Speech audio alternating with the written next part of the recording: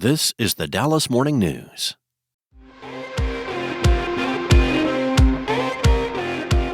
Welcome to Giant Stories, a podcast inspired by people and brands with meaningful stories to share. I'm John Kiker, your host and president of Medium Giant, a fully integrated creative agency in Dallas and Tulsa. While the tools we have at our disposal to create and share stories have never been more broad and varied, the fundamentals of great storytelling remain as transcendent as ever. Despite the headwinds our industry faces, clients and brands will always covet companies that remain steadfast with a steady eye on culture, an understanding of the business dynamics at hand, and a commitment to the fundamentals of what makes for a great story. So in today's episode, we had a great conversation with Katrice Hardy. She's the executive editor of the Dallas Morning News, which is Medium Giant's sister company. Katrice's amazing history in journalism and the places she's been and the stories that she's been able to cover are fascinating. But in today's conversation, she really goes in depth about some of the stories that have made the morning news an award-winning entity over the last couple of years. I mean, obviously they're a 140-year-old company with a lot of Pulitzer Prizes that they've won, but what she's been able to do and bring to the morning news over the last couple of years has been an array of stories across our community that nobody has probably ever heard before. She's a fascinating guest, and I'm excited for you guys to have a listen. So today we're honored to be joined by my colleague, Katrice Hardy, the executive editor of the Dallas Morning News, Medium Giant's sister company. Katrice is a Pulitzer Prize-winning editor, a strategic leader, and innovator who loves producing hard-hitting journalism that impacts the communities we live in and that we care about. As executive editor, Katrice carries the banner of continuing the legacy of award-winning journalism at the Morning News, where she's put an emphasis on finding and sharing stories that represent the challenges and opportunities with all communities across North Texas. Prior to joining the Morning News, Katrice served as executive editor of the Indy Star, the executive editor of the Greenville News in South Carolina, and was also managing editor of the Virginian Pilot. She's also a proud graduate of Louisiana State University. Again? Yeah, go Tigers. And she is also an unapologetic Saints fan. Anybody who was in this building after the Saints whipped the Cowboys could attest to the level of her fandom. So anyway, with all that, we are so excited to have you here today. Thanks for joining us, Katrice. Absolutely. Thank you so much for having me. Yeah, this is exciting. So you and I have been talking about storytelling quite a bit over the past few months. We always like to start off these episodes by asking our guests to tell their story. So what would you like the audience to know about your personal story? So beyond the highlights of LSU and the Saints, there you go. There you go. I think, for me, the thing that I would like to relay to everyone is that I grew up in Baton Rouge, Louisiana, with two hardworking parents who always instilled in me really to be the best that I could be at whatever that was. Now, they probably wanted me to go in the medical profession, and they told me that. But I was truly drawn to journalism because I just did not see stories in my community of people who look like me reflected on television, unless, frankly, it was a news about crime or something negative. Right. And so, and I'll date myself here, but I remember when Dan Rather would end his newscast by zooming in on some community in some part of the country that most of us had never heard of, and it would be a positive story about somebody, some local hero, quietly impacting and serving others. And that was the reason I went into journalism. Wow. So once you got into journalism, what was it that kept you there? Like, what was the hook? Because, hopefully everybody in their career at some point sort of has that epiphany. So it's like, okay, this is how I can contribute back to tell those stories. What was your first experience when you actually got into the field where you're like, oh my gosh, I can really make a difference here? First, I remember being extremely afraid because I realized, the power of the word is so incredible, especially in print. And it can really help someone, but it can also really hurt someone or a community.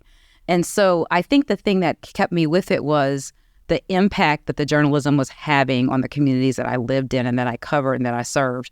One thing that I think people forget is that we as journalists live in those communities ourselves. Right. So we want to do work that helps our communities be stronger and that helps us become the best in the country at whatever that issue we might highlight is.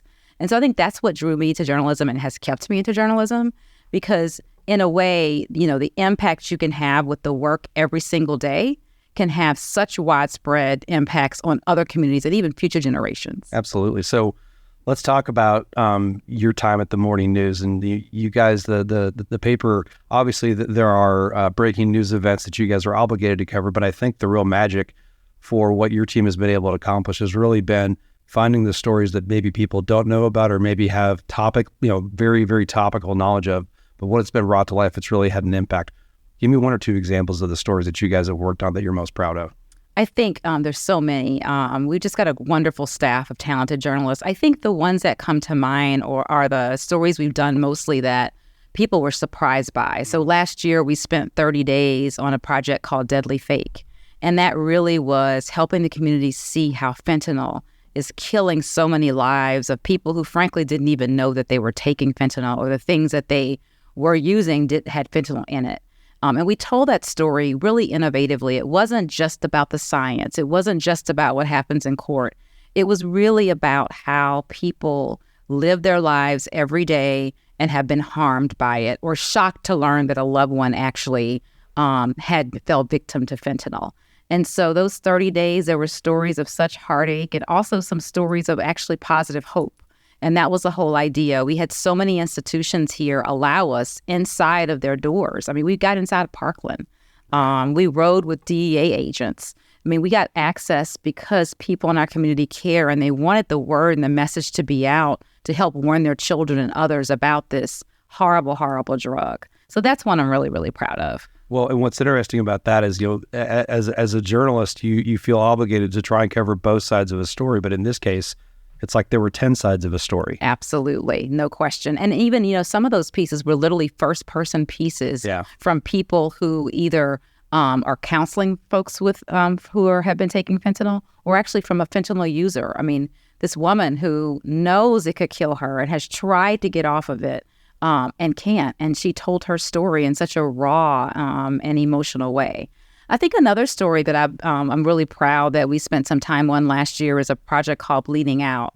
And it was a really look at something that I had never even heard of, but more people earlier in their lives before the age of 50 die from trauma, so car accidents and things like that, than any other disease. But the issue with that is, if there was easier access to blood, like on ER trucks, many of those people would not have died tragically. And so that whole project was about how we could potentially change laws and improve the system so that we could have blood on ER trucks to better serve people quicker after these serious injuries. And so it was, again, another remarkable award-winning project that a reporter learned about, started really just kind of doing some work into it and reporting on it. And it bore also, a week-long project that we're really, really proud of. And we're actually seeing Dallas is now exploring a pilot program to put blood on its trucks. Again, impact. Well, it's amazing, because those are the kinds of stories of things that people just take for granted and assume, if you've been injured and you're in need of a transfusion, that it's just going to be readily available, and it's not. No, absolutely not. I think the third one I would love to mention is our work on just looking at the tolls here. Everywhere we drive, everywhere we live, there are tolls in our community. My monthly statement says exactly that. Yes, and it's not cheap. Although, for some of us, that's kind of the only way we can get where we need to in a timely fashion. Yep. And so the project really explored why the state has so many tolls, how it has some of the most mileage of tolls outside of the country, outside of Florida. Right. And basically why the costs of them have just gotten so astronomical. Why, honestly, while most people might not want more tolls, it might be the only way that we can serve our community in the future with all the growth here. And so that project called Toll Trap kicked off earlier this year, and there'll be a few more pieces that are coming from that. But you do have lawmakers now looking at tolls and seeing if they can be some reform efforts around helping those of us who have to drive them every day. Another great story. So let's get into a little bit more of the gritty details of from your perspective as an editor, what makes for a great story? Like when you're looking at different pitches that your team is going out and finding and they're bringing to you, what are the things that you're looking for that draw you in to push forward and flesh that out and see where it goes? I think how it's going to impact the lives of our community. So we look for stories that bring emotion, that help people want to actually take action. That's always the top of our list. We look for stories, frankly, that are going to make people proud to live here. So in the past year, we've created a new beat for a reporter, Sarah Heppola, who covers high-profile stories. And she's writing a piece about the Fletcher's family over the weekend. Yeah, it was awesome. It was great. She's writing about people who are doing really remarkable, fun, enlightening things, but also people who have huge impact in our community that you might not have known about. Kind of the story behind the story that's fascinating.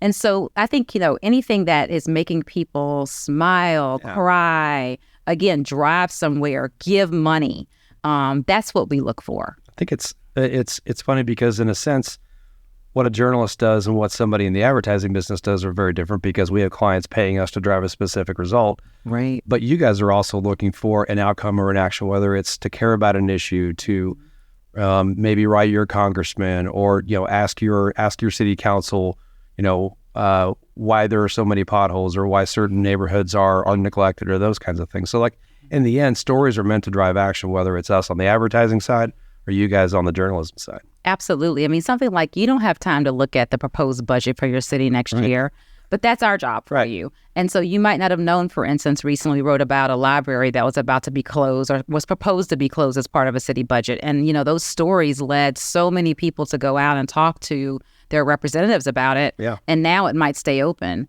But again, you might not have known that without journalists actually reviewing and analyzing that budget to tell you that story. Yeah.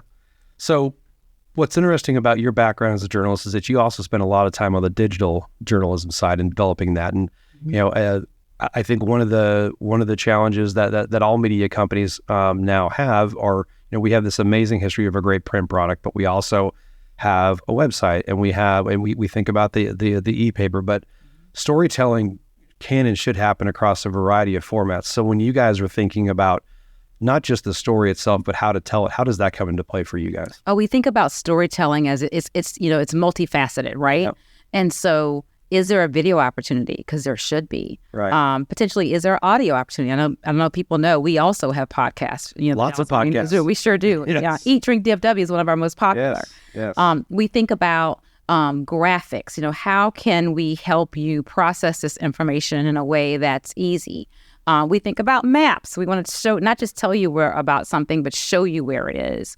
And then we think about, how can we get this information in front of you, not just, as you mentioned, in print, but, on social media. Our stories live there. On YouTube, our videos live there. In our newsletters, which stories today do we want to bring to you in newsletter format so that you can maybe pay a little attention with them. And we also do something called push alerts, where if there's major breaking news or something we think that you might want to know more immediately, that's a way to send a push alert to your computer, to your phone, so that you can then read that story that way. And so for us, all those platforms help us really understand the patterns that our audience has with our content, but more importantly, what they want to read and what they are reading. So your comment around graphics is really interesting because I'll use an analogy, and all of us have sat through untold numbers of presentations of PowerPoints that just sucked, and they didn't tell a good story, and they're full of words and numbers. You're like, oh my God, what am I looking at? But I'm here. I guess I'm going to have to understand it.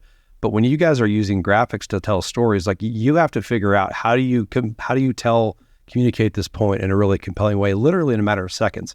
Otherwise, they're not going to pay attention to it. Otherwise, they're not going to get it. Otherwise, it's not enhancing the story in a way that it could. So how do you guys think about graphics, or even some of the some of the illustrations that you guys also use? I will tell you that's because of the talent of the people who work in the Dallas Morning News. I mean, we have some incredible artists. One of our most popular is Michael Hogue. Yep. The way he can take some of the most complex pieces of information and distill them into something so entertaining and informative is just truly impressive and amazing. And so that's how we think about it. I mean, often I'll tell you, we don't even know what Michael's going to come up with or how it could be so informative and entertaining, but he figures out a way to do it. And from every project I mentioned to even he had this really cool idea about, folks at American Airlines, the center, they actually get a lot of calls about the airline. Okay. And so he did this really cool, artist piece on all the people who work at the American Airlines Center. Okay. As a part of that reporting, he learned this. And so then that led to another story about how the folks who take the calls at the American Airlines Center, they now have a little pitch about, no, this isn't the airline. And so anyway, his artwork also was reflective of that. And I also think, we have another graphic artist who is constantly just thinking, how can I distill this in a chart, in a bar, and all the ways that might be an easy takeaway. And so while we might have that long, involved piece about, say, the tolls, we're also going to probably have a really short piece where it's 4 things to know about the tolls through graphics. Yep. That's all a way of kind of helping time-starved readers process that information more easily. Well, and then also think, again, you're talking about different formats, so somebody might want to read that long piece, but there's a way to chop it up digitally to where somebody's just seeing that nugget, and that graphic might tell the story that they want, or they might be more interested. They might click into that, and it might get you to the whole article. So that's absolutely. I think that's where the magic of understanding how all the parts across the ecosystem connect. Correct. And look, it's all amazing storytelling. Might not be the traditional way. You know, let's face it, you and I only had books and print products. Yeah. But all these, and I do too. But all these other ways are how all of us are consuming information differently now. Talk about storytelling in that way and meeting people where they are, because if we're gonna make sure that those who are younger than us continue to be interested in the news, I think just assuming that they want to consume it the way that you and I do is folly. So how do you talk about meeting people where they are in that way in terms of how you tell those stories? We think a lot about, so I think about my child's generation. My child is going to be 16, my daughter, in February. And so I think about the way she consumes her news is largely through video. Yep. And so that's part of kind of how we assess, should this be a video? And frankly, I'll say this to you, most things should also have video with it. And so we think about that. We also look at the pattern. So I mentioned we can see how long someone is reading a story. Right. We could see what time that story is really, really popular and gaining steam. And so we might look at that story and say, hey, we've got two ways of telling that story. Maybe that story right now has a long traditional kind of piece, but it also has a photo gallery. But it's getting so much interest. Maybe we should go back in and also add a photo. And maybe that is something we should put in the newsletter today. And maybe that is something we can maybe pull out some of those graphics in the longer form and actually have a shorter story with those graphics. And if people want to read the longer story, they can refer back to it. So we're constantly looking at that. We even look at the headlines.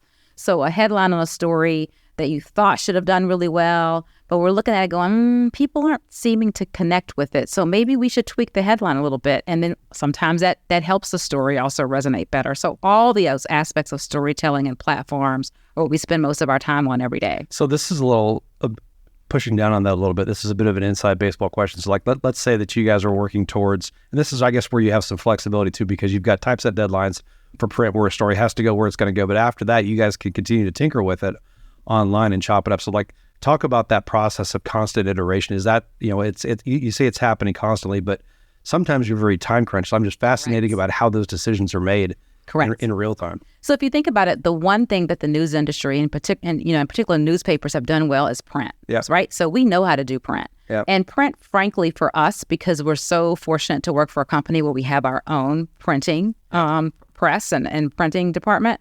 And so we can have much later deadlines. So really what we do during the day is really focus on digital storytelling. And the way we approach it is we want to be first. We want to be accurate.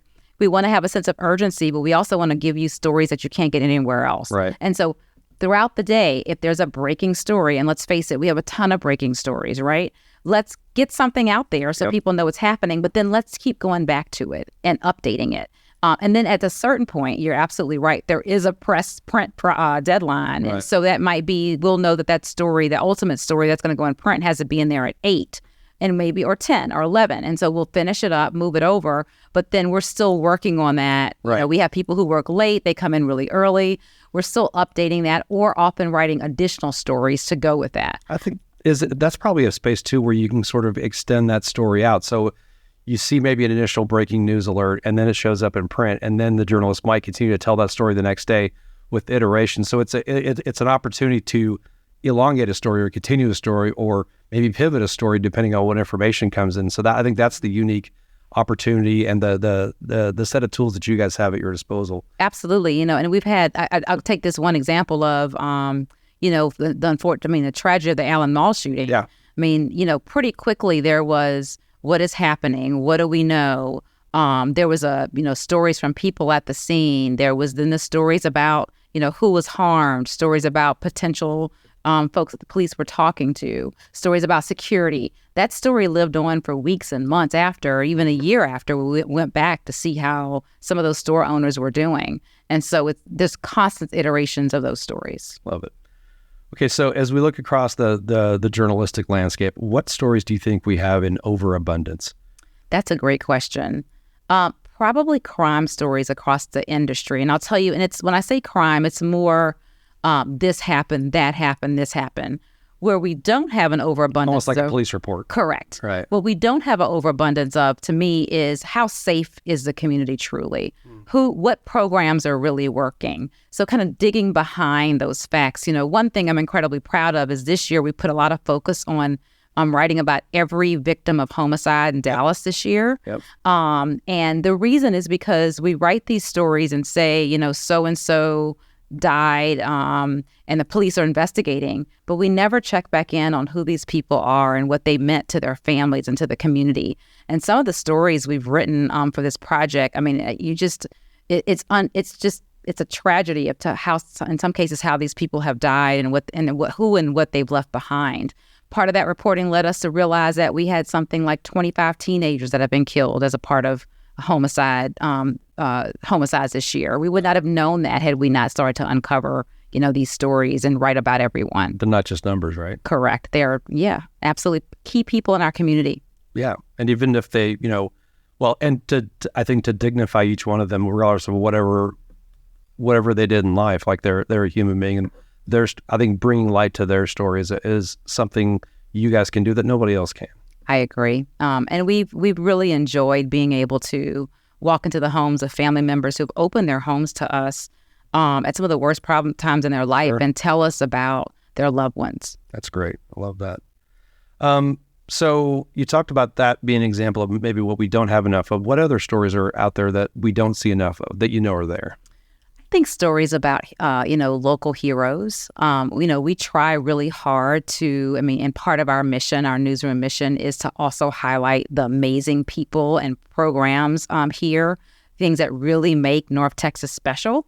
But I think across our industry, no matter where you are, people want to see more and more of those. And so in the past year, we've added a couple of beats. As I mentioned, high profile is one.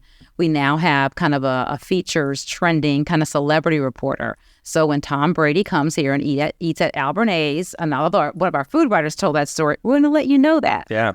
Well, yeah, I think we were talking about it. People, broccoli is good, but dessert's not bad either. Absolutely. People want to have fun. All things in moderation. Yes. I love that. So when you think about great storytelling evolving over the next decade in the journalism space, like what are the biggest evolutions you see? I think AI is going to be a tremendous evolution. Now, what that looks like, I don't know. But also, if you think about how, again, we just had the print product and we would put it on the doorsteps and we assumed that every story we put in print, people read. We had no way of tracking that or knowing. Sure. We've evolved into having lots of information now, real-time information on how people are consuming our news and what they're reading. And so I think the next evolution is, what are those platforms, what are those avenues to reach people in different ways? And frankly, how to reach younger people who are really hungry for information, but they want to consume it very differently. Yeah, absolutely. So in the field of journalism, what gives you the most hope for the future? Because, you see such a fractured world right now. People wanting to sit in their own echo chambers or really not go out and be willing to dispassionately examine an issue, and sometimes they're looking for news outlets or news outlets that are going to feed them things that they want to hear. So like, what makes you hopeful that we're going to get to a better place to where the press can actually do the service that they originally intended to do, which is to inform the public in a meaningful way? What gives you hope?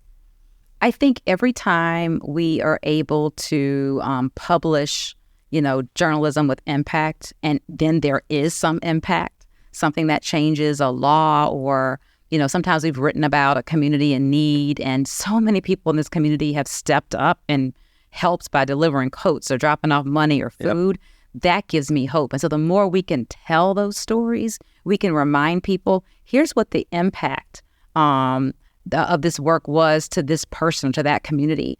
Here's how, like, this one person we featured, got 100 letters saying thank you. Those things, I think that's how we can set ourselves apart and how we can remind people of the importance of local journalism. Love it. Katrice, this has been great. Thank you so much for joining me, my friend. Thank you for having me. I really appreciate it. All right. Giant Stories is a production of Medium Giant and our parent company, the Dallas News Corporation. Interested in learning more about how your brand's story can be better told and sold? Visit mediumgiant.co or send an email to hello@mediumgiant.co.